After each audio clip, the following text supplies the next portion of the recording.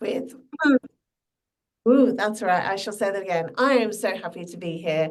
I'm so lucky to be involved with Make a Will Online and Legacy Loop. And by extension, talking to you to maybe empower you to do have greater impact, really, because that's what you're all here for. So anything I can do and tools that I can help you to do that, I am very happy to provide. So yes, simpler with AI. I will start sharing my screen. Let's do that and make sure, yes, I am on the right. Zoom always makes me smile because it has a big green button that says share screen, and what's that? Yep, just making sure you can see, and let's hit the big slideshow button. There you go. Can everyone see my screen easily? Great. Always good when technology works. Oh. Oh, good. There you go. So we're going to look at the future of AI for legacy fundraising. Is anyone here using AI or played with AI at all? And yeah, I know you will have, Oliver. Marie, I know you're an expert. I saw some other hands go up as well. So I'm talking about generative AI. At the moment, ChatGPT is the best fit. When that changes, we let everyone know. So we are platform agnostic. All the things I'm going to show you will work on any of the platforms. Can I ask you a favor, Marie? If any questions come in and I miss them on chat, would you mind letting me know? Yeah. Thank you. Right. Go away, chat. There you go. Just as I talk quietly to myself. Oh. So why am I here with you? We are a family business. We've been working mainly with American corporates for the last 20 years, with a focus on business strategy, marketing, and sales. Everything that we do is built on a trusted relationship. So there's no such thing as business to business. It is always person to person. And that's where we started until AI. So, and this is actually what we went through. So about a year ago, there was a large piece of work that we used to do for our clients that would help them deeply understand their ideal customers, and then create a whole communication package that goes with that. And it would take us 4 to 6 weeks. It would take a lot of time, a lot of people's energy. And we dived into AI. Now, most people, when they dive into AI, I think have a fairly, it's interesting. It does a little bit, but, maybe surface level. So we dived in more deeply, and it took us about an hour to replicate the work that would normally take us 4 to 6 weeks, at which point we panicked. We felt fear. The fact that it was doing the work better than us was slightly like, are we cheating? What are we doing? And then we kind of assumed that someone with a $20 subscription at that stage would be able to replicate everything we've done. So we pivoted our business completely into AI. What we've since realized is the reason we were able to get that output is because we were experts in our area. We knew the questions to ask, we were able to channel our experience through it, and we were able to interrogate the output. So I don't know where anyone is on this scale. So what we find is it starts with indifference, and then it's kind of scary. So we do hear people saying it's coming from my jobs. I'll explain why that's not true and the information behind that a little bit later. And then we do get people that are worried that it's kind of cheating, or how do I use this? Then a little bit more confidence, and then to the final transformation stage. And we'll see that play out in different business areas as well, because you may be confident using it in one area, but there's another use case, maybe you didn't realize you could use it in a different area, and the cycle will start all over again. So yeah, and please ask me questions as we go through. Right, let's see if I can just go one slide this time. So I wanted to also talk about, are there any risks in using ChatGPT in fundraising? So the key things to be aware of are, and we'll cover this, managing data securely, but AI is biased. So AI is programmed from the internet, originally programmed. The large language model was programmed by middle-aged white American men in Silicon Valley. It is biased. So it's just to realize that with the output and just make sure that it's reflecting your values and your ethos. So originally, back in the day, I was and I'll show you how to write it in different tones, but I was saying, can you give me a list of 10 thought leaders in the business strategy space? And it gave me 9 men and 1 woman. Now, I asked it that same question yesterday, and it was much more diverse and reflective of the actual population. So it is still learning, but it's just important to realize there is an invisible bias in there, really. Because you as a human can correct it. So this is about human-led and using the tools so you are more human. This is not about replacing you. This is about collaborating with you so that you can do more of what makes you amazing and less of the mundane tasks. Right.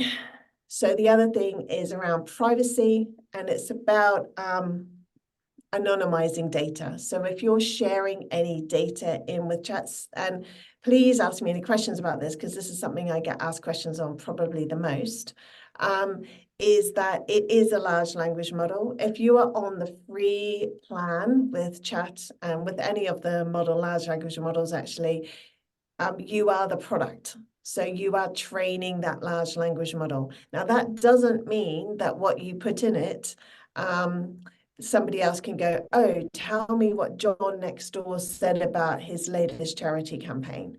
They cannot withdraw that information. At the same time, don't put anything in there that's sensitive or privileged. So that would be the line. If you wouldn't want to put it on the internet, don't put it into the large language model. So anonymizing data is fine. Creating outbound communications and emails, all of those kind of things are fine. It's just to understand where the line is. And then you'll probably have policies around this. And there's a lot of legislation in the fundraising area. So one of the main things that we hear in the fundraising area is transparency. So we have had some, we support quite a few local charities just to kind of help them give back and have more impact.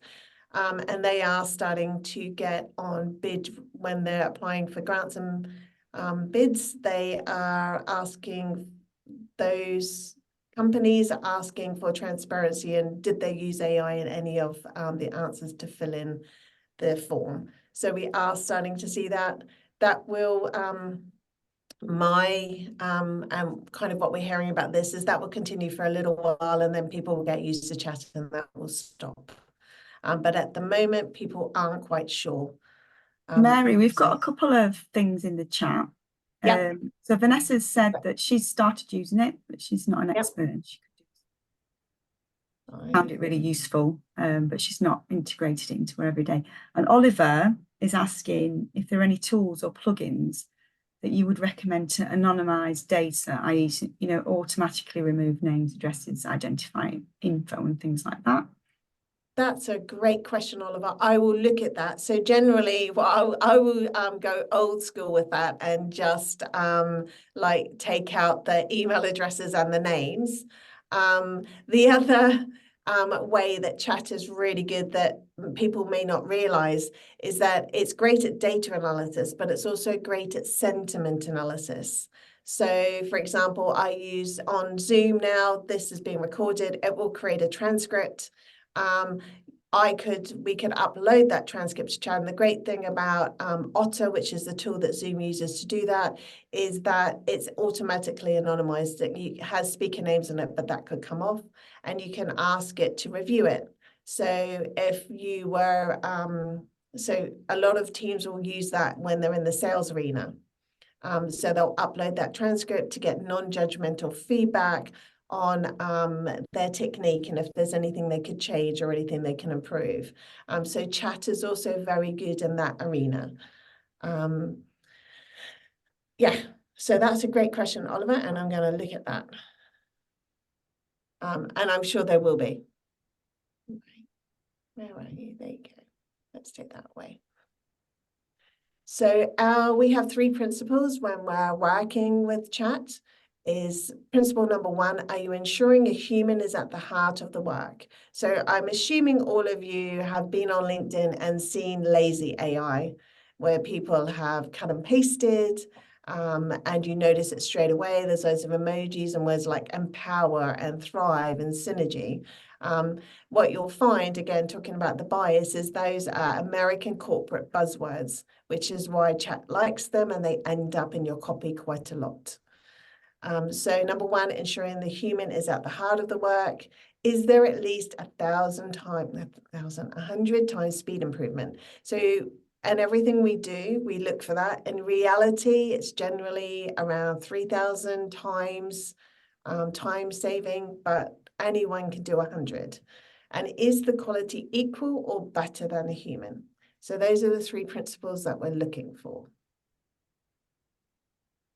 So and I'll show you an example, and actually, so I'm going to go back a slide. Because Marie, I think now would be a great time. So what we thought we could do is put you into your own breakout rooms, because I would love to hear about your experience of AI and how you see these 3 principles and using AI in your business playing out. So yeah, I would really be interested to hear about your experience in using it in your day-to-day life. And now this is really nice. I get to hand over to Marie and she organizes it all. It's great. Okay, so let's put you into 3 groups. I'm going to do it automatically. Right, so we are all back. So does one person of each group sort of want to summarize what people have been using AI for quickly? Cheryl, would you like to for our group? Well, I think there was mixed. Yeah, Claire hadn't used it. I mean, I've used it a little bit. The other person, so I don't know who the other person was because I couldn't see who they were. Has also Lucy. Yeah. Yeah. So 2 of us had used it. Yeah, and I think, and obviously Marie's used it. Used it really successfully. I think it seems like a great tool. I just think it's so huge that that is the thing, isn't it? Really, it's really gain understanding of how to use it effectively. Because Marie, you said it saves you loads of time. I found it saved me a bit of time, but not a huge amount. So yeah. I think one thing that Claire sort of summarized it really well is it's really good for when you're working on your own as a sounding board of a huge amount of people. If you're working in a huge team, you could get that feedback and ideas and stuff like that. So it's really good when you're on your own, because it's like you've got a sounding board of about 1 million people. So it's good in that respect. So anybody from group number 3? I'm not sure if I was in group number Oliver was in group number 3, I think. Great.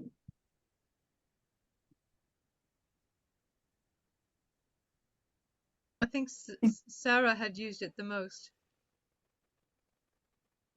And not even that much. I was just saying that I've used it in kind of making application copy shorter, more concise. We used it to figure out a name for a legacy event because we weren't sure what to call it. So we told ChatGPT all about the event and we said, what should we call it?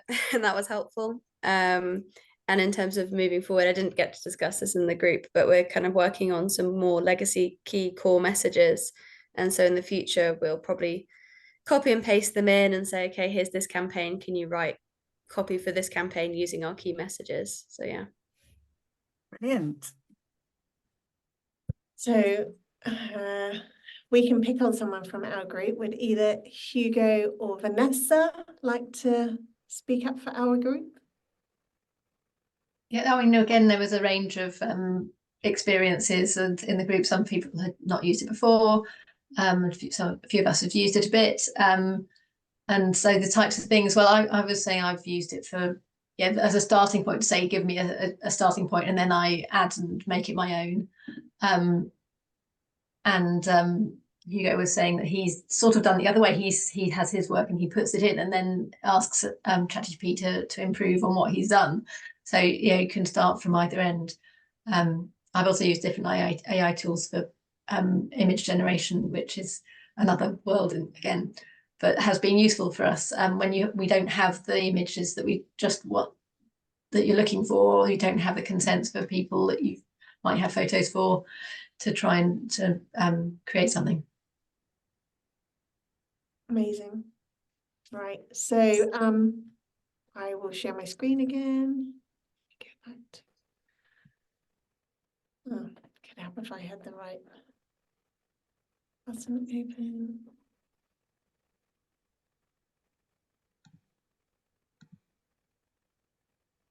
That's what I wanted. Right.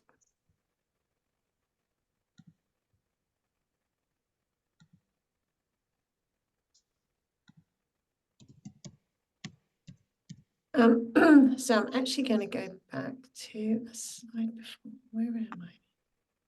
Go back.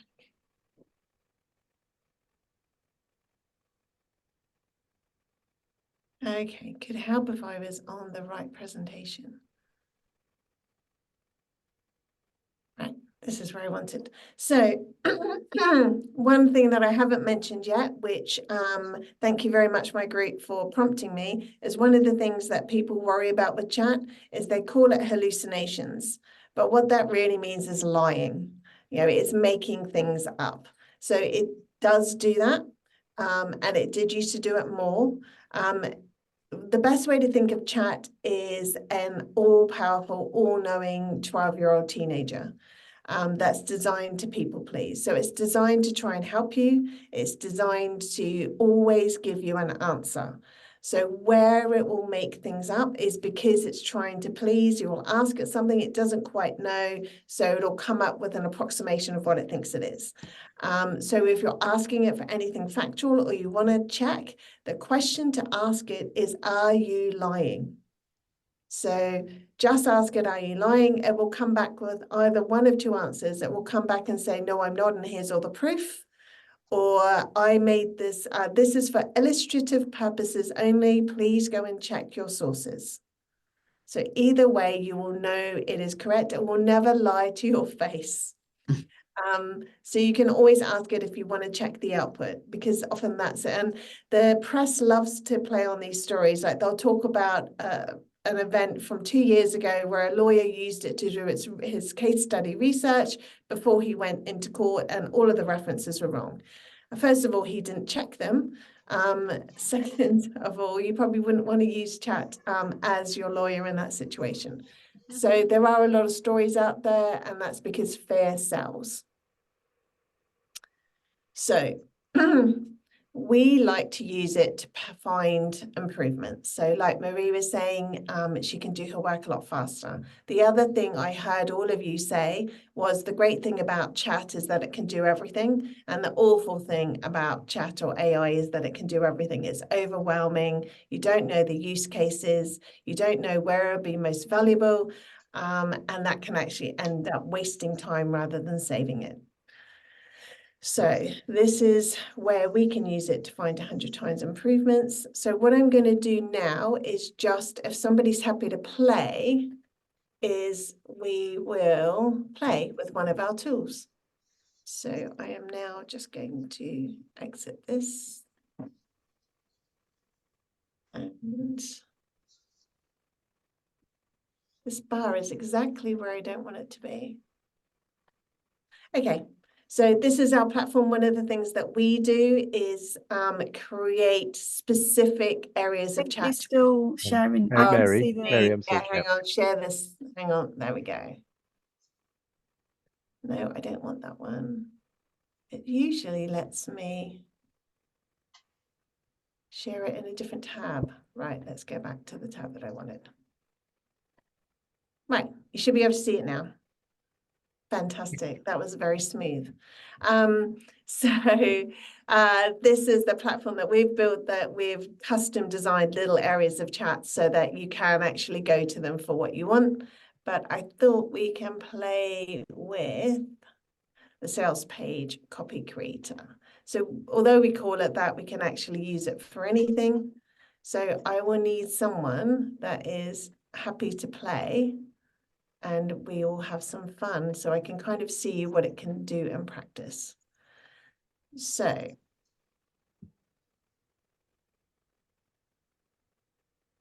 for this, I would love to know who your ideal person is that may leave a legacy for your charity, because we'll get chat to play with us and create some information for them. So who is happy to hold their hand up and share who their ideal profile might be? So I'm going to put my glasses on so I can actually see what I'm doing. So I'm assuming yes, go for it. Thank you. Thank you, Cheryl. Sorry, I can't see everybody else, so I can't see if anyone else has got their hand. I can only see a few people, sorry. So no, that's fine. But I'm yes, if you're happy to play, that would be. I'm guessing it's what a lot of people would have anyway. So it's but for us, we're a science charity. So I'm saying older person with an interest in science.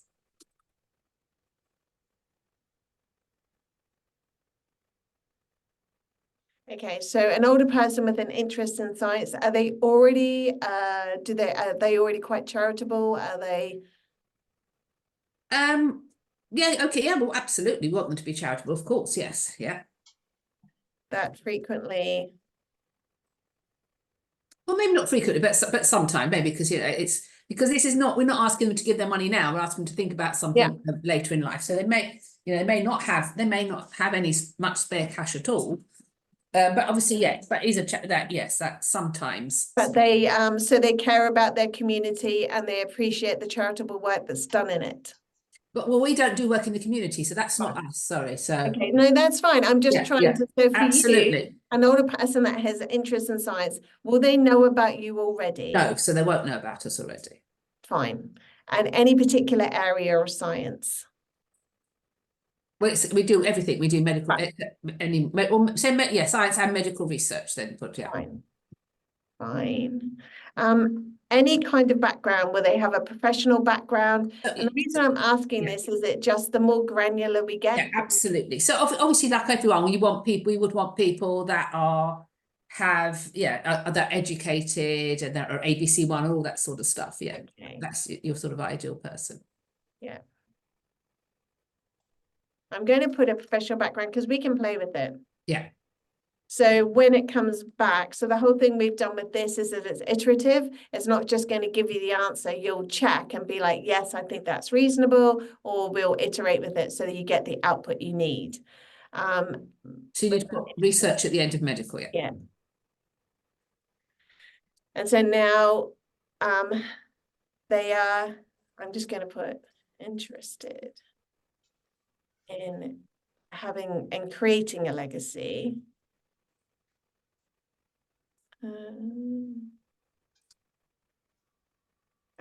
We are a charity. So tell me a little bit about your charity. So we fund research where there's an unmet, where there is no one else is funding the research, where there's an unmet need.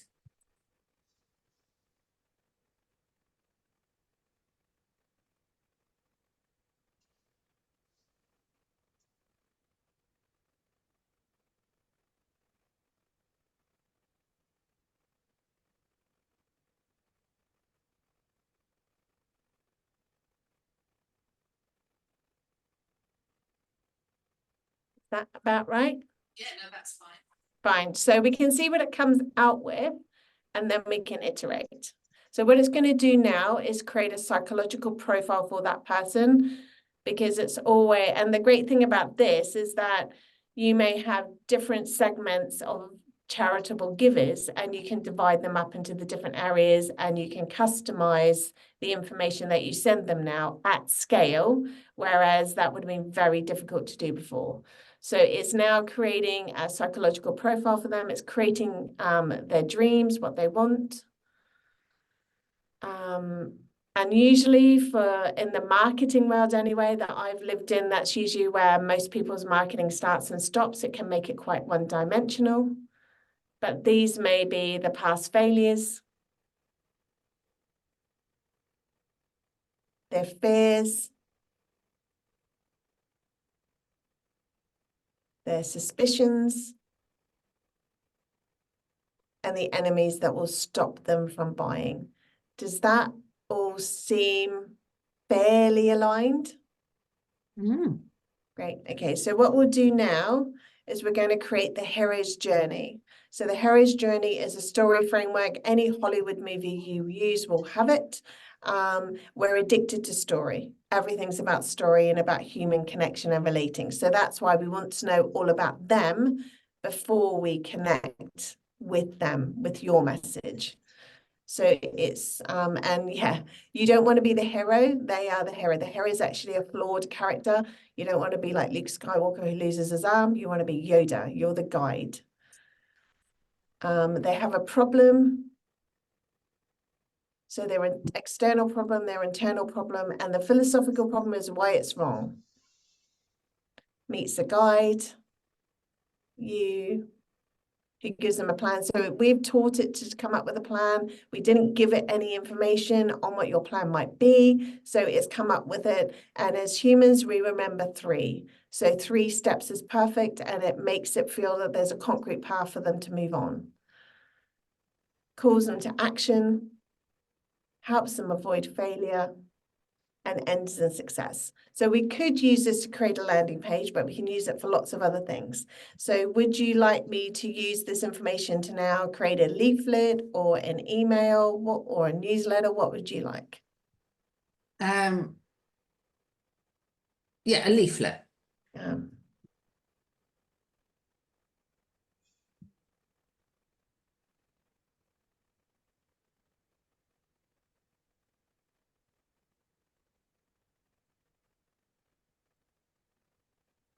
And you'll know that I use please and thank yous. I generally do, and speak to it nicely, because anything I put into it is training the machine. And I'm also hedging my bets. If it ever wakes up, it'll know that I was nice to it. Okay, so it's now creating the, and we've trained it on the kind of language we want it to use. So it's leave a legacy of discovery, support groundbreaking research and unmet medical needs. And it's even giving you some suggestions of images. It's then talking about them. Your legacy can lead the way. How you can make a difference. Join us today. And then it's giving you the information at the end. Does that feel, is that faster than a human would be able to do it? Does everyone think? Oh, so much faster. I mean, obviously, as we've said before, you know, there's, you know, you need to change it, or you need to go back because it thinks you're just talking to scientists, and we're not. We're talking to people that are interested. Like, but it doesn't matter because you then go back and tweak and tweak and tweak, wouldn't you? You absolutely do that. So these are people that care that, you know, what they give is going to make a big difference. So that's exactly, we can look at that and go, actually, we need to go back up here. So what we would do is go back up here and we would edit this. And it will change everything downstream. But the thing you want to do is at the bottom of this, because I think there's some really good copy in here, is that you would click on the little clipboard and you would take it out. Because the clue is in the name, chat is generative. So we can give it exactly the same information and it will create different output.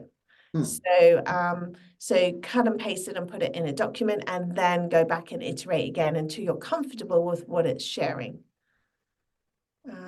Fantastic. Right. I am going to now go back and we're going to whiz through a couple more things. Let's see if it will help, if it will be happy for me to. Yes. So can you see my screen now? The not AI one. Fantastic. Right. Slideshow. So that was a quick demonstration of what would have normally happened and what you can do now. So, you know, with understanding the areas that it can impact your business, it makes a massive difference. So I'm aware of time, so I'm just going to quickly go through this. So one of the things that we hear around chat is that it's going to take my job. right? We don't see that happening. There absolutely will be disruption. It's going to be a small set. So, for example, India, 10% of their GDP comes from low-level coding, software coding. So everyone was thinking, well, that's going to be a massive disruption for them. But what's actually happening is that those low-level coders are using ChatGPT to increase their skills, so they're becoming higher-level coders. So they are becoming more skilled and still working. Your role will be unchanged by AI. Now, we really struggled to come up with this. We've had someone talk about shepherds and someone talk about priests, but they're all going to be using AI in their role somewhere. So what's actually going to happen is your role will be augmented by AI. So AI is not going to replace people. People using AI will. Here is a really good prompt for any of you to use. I'm trying to, and I'm struggling with, list all the ways you can help me. Now, this works on the free plan and the paid plan. And the other thing that you can put in there is list all the left field ways you can help me, because it will give you the standard ways, but then you can say, list the more unusual ways we can do that. When you're writing anything, maybe you're writing a newsletter for legacy donors or whatever it is, you can say, please act as an expert in legacy fundraising to write this article, this prompt, this email, whatever it is. And the other thing you can say to chat is, I'm trying to do this. How can you help me? What should I be doing? So you can always interrogate it and ask it. I'm just going to whiz through these. So I'm not going to do this because I'm aware of time, but what you can do is upload an image and ask it to explain it to you. For any of you that are on the paid plan, you can upload images, upload data, all of that kind of thing, not on the free plan. The other thing you can do is put in your company's URL for your website and ask it to review it. You can upload an image of one of your brochures or leaflets and ask it to give you feedback on it. Is there any areas that it could be improved? These are what we see in the real world as happening with AI. So there are 8 levels of AI kind of skills, really, and people are gradually working their way through. And that's the thing, it is a skill. It is not a tech problem. It is probably more of a mindset around being curious and playing with it, because it does feel scary. But just know that it can't do anything without you.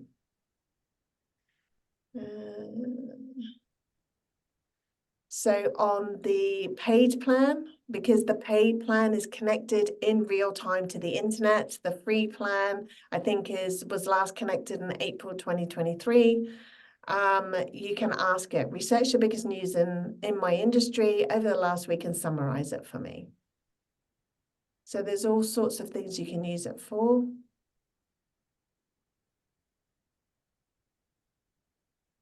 And you can ask it to analyze data. So this is a QR code to the government's big spreadsheet on smoking in adults, and you can upload that, and you don't even need it to tell anything. You can say, explain this to me, and it will. You can then say, please, what is the best graphical format for this data? And it will give you the different graphs, and it will even do it so that you can download those graphs and use them.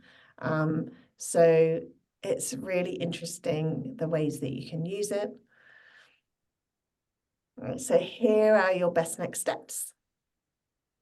So increase your business literacy so you can get more of the goal from AI.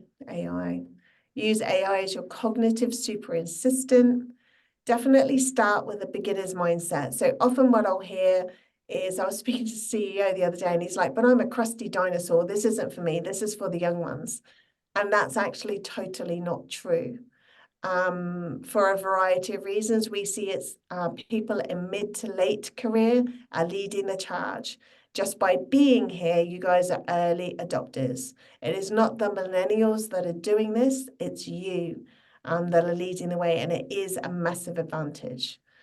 So look for those time-consuming and repetitive tasks, because those are the easiest ones to eliminate first. And it's not just around copy and emails. You can use it in any area of your business.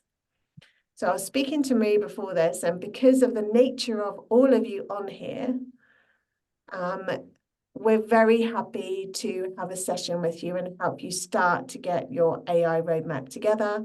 And that's just how we give back. So we would do a 45-minute session with you and help you see where you may be able to maximize what you're doing. So if anyone wants that, we're very happy to give that as our gift for you. Anything we can do to help you move forwards.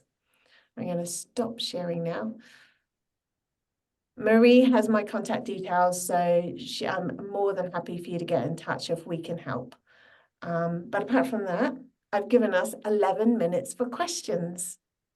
Marie reminded me of time. Thank you, Marie. So I was then like, right, now we have enough time to see what's happening. Yes, Cheryl. So this is a very practical thing now, because I've just got an email from a colleague. Yeah, so this is not I do all sorts of fundraising. So it's a trust application that he's asked me to review for him. So which I'm going to do, but I can obviously now put it in ChatGPT. Yeah. Now, do I just copy? So this is probably a really low level, boring, practical question. Do I just copy and paste it and put it in? Is that the best way to put it into Chat? You can absolutely copy and paste it. You can also just upload it. So if I share, right, on the paid plan, there's a little paper clip. No, but I've got a paper clip on my one here. Yeah. So and then just upload the document, and it will review it all for you. So yeah, you can absolutely cut and paste. You don't need so it's easier, because if you upload it, it sees it, because obviously cut and paste it. I don't know what it. Oh. Yeah, but you can upload the document, tell it to act as an expert in whatever area that is relevant to, and ask it to review it and give you suggestions for improvement.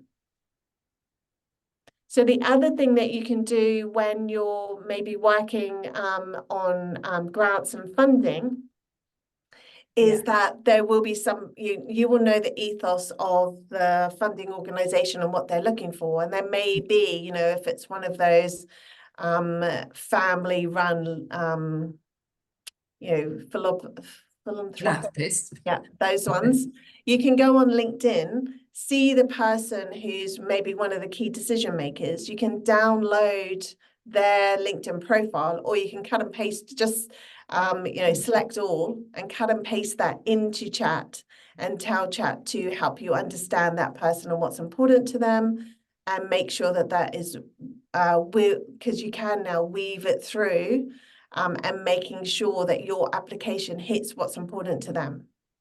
So that's not a GDPR issue, because that's in the public domain. It's public domain. All of this is publicly available information. So, you know, when you're going for grants, you can like go to that company website, you can download their LinkedIn profile, you can do all of your research very easily now, because you would probably have done that naturally, but that's like an hour process.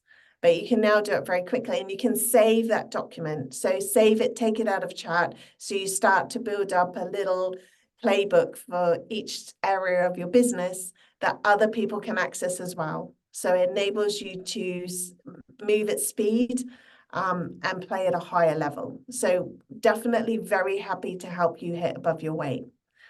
I don't know what your first name is, but I can see M. Cass, and you've got your hand up. Sorry, yes, I'm Martha. Hi, Martha. Hi. So what I do is more individual fundraising. So, you know, with individuals. So could I say to it, find me 100 people who are interested in such and such in the UK, say. You can try that.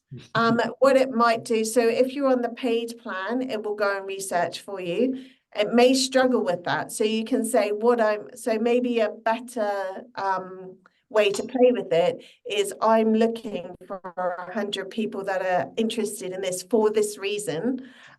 Can you help me research them?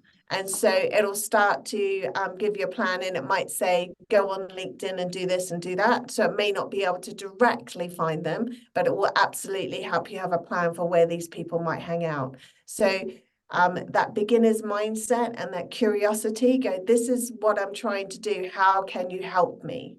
Okay. and you could also then like you were saying about LinkedIn, you could just download somebody's LinkedIn thing and upload it and say, what is this person most interested in? Yeah, and if you're trying to connect with these people, you can say, are these people, this is who I am. What are these people most interested in? Great, can you help me write just a very friendly connection request? Yeah. So it'll help you do that. You can say to it, can you write, and I did this, I'm working with the University of Brighton to help them fill spaces on a government funded program now. And so we went through who the ideal person was, and then we've created a 12 message campaign that goes out over 21 days that they can then use to engage with these people to encourage them to apply for the program. Okay. So there's all sorts of things you can do, and it knows everything. So it knows, make sure you say it's relational selling, not transactional, that you're building trust and empathy, and so that it gets the tone right. Right. And so for us as a business, our company tone is 70% Simon Sinek and 30% Dan Kennedy. So Simon Sinek is very people focused. He did a whole thing about it starts with why. But if we do Simon Sinek for all of it, it's too much. And Dan Kennedy is very direct. And he's another marketing expert. And those two just balance each other out. So that is our company voice. Wow. So, and you can say, who are the top 10 thought leaders in the fundraising area? And it will give you 10 names, and you can say, okay, can we try writing it in that tone? Right. And so you can start to find out which tone is reflective for you. Very interesting. Thank you. Anyone else got any other questions?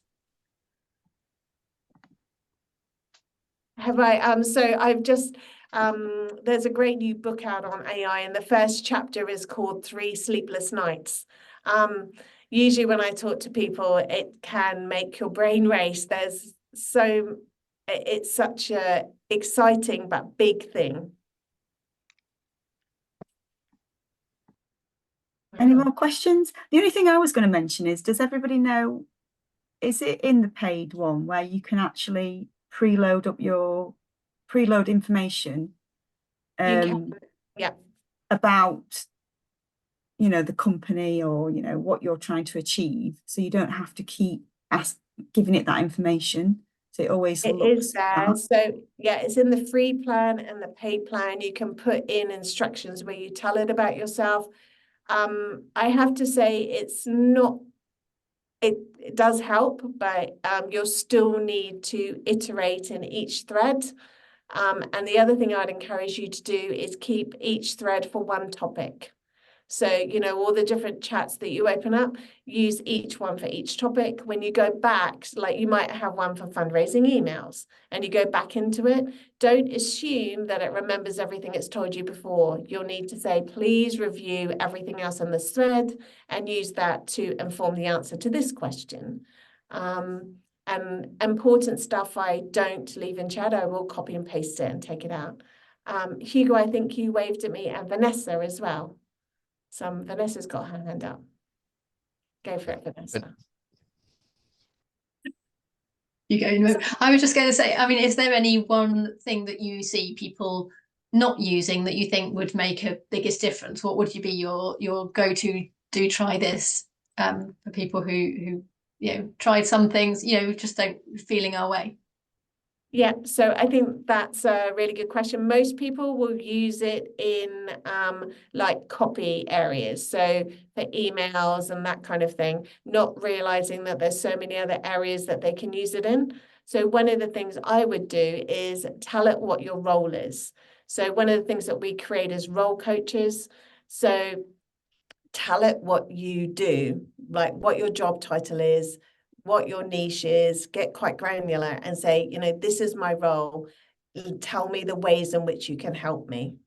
And it will list out the ways, and you can say, okay, so my biggest obstacle is this, and it will actually create playbooks and action plans for you and help you in your role. And I would save that. I would, if you're doing, I'm very happy to give you we've got little GPTs that are role coaches, but start to have one that's your role coach, because when we get two questions. First is, I know I've got to do something with it and I don't know where to start. And once people have got over that, it's I don't know what's possible, because it can do so much. So the role coach will help you identify some areas in your role where it could really give you leverage. So that was a great question. Thank Hugo. I think you inadvertently answered something when you talked about threads, in as much as I've been trying to capture my tone and recreate my tone in using it as a writing assistant. Yeah. And then you were mentioning putting in other thought leaders' tones. And I was thinking, well, how that's going to be contradicting my tone. I didn't realize you need to open new threads. So this is something that I need to sort of go back to the beginning. So it's a point I've missed, because I've literally just got on as without any guidance. So Yes. I need to look at that to open different threads. So that's something. But yeah, that's certainly a take home. And if everyone else has already got that, bravo to them. No, you're doing great. So the other thing you can do is, if there's letters, because I know you're really good, Hugo, at uploading documents that you've written and getting it to help you rewrite it. So what you can do is, if there's a large piece of work you've written that you like your style in it, you can upload it and say, how would I describe this style to you so you continue to write things in this style? So you don't have to have the answers, you just need to ask the questions. So, so be curious and say, and how did you get to this? And what other information should I have given you? What else should I be telling you to get the best result? So you don't have to have the answers, you just need to ask the right questions. Yeah, I've heard people say before, the good cue is this, okay, I want to find out this and I want help with this. Ask me the 20 questions you need to get going, and it will ask you the questions so that you can feed it the information it wants. Fantastic. So Marie will reach out to you. Any of you, if I can help you, I'm absolutely here, because sometimes it's just those little nuggets of information. And my goal today was to give you something concrete that you went away with, not the big AI and how exciting it is, actually something that would make a difference. So hopefully I've delivered. Oh, thank you, Mary. It was really, it's a bit mind-blowing, to be honest, but that was really, really interesting. And thank you so much.